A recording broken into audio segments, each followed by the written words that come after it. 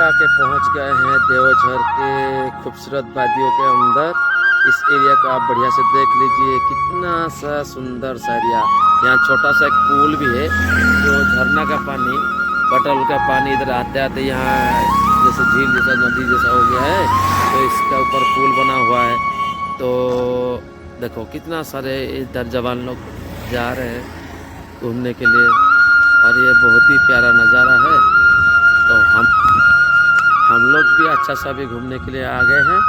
अभी देवझर के एरिया में घूम रहे हैं, और आगे देखिए हम लोग क्या क्या घूमते हैं। ये व्यूज आप भी देख लीजिए, बहुत ही प्यारा सा क्या नज़ारा है, देखते ही खुशी मन में आ जा रहा है।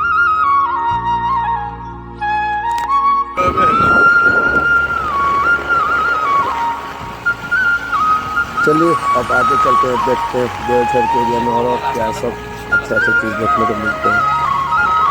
जय जगन्नाथ, आगे बढ़ते हैं।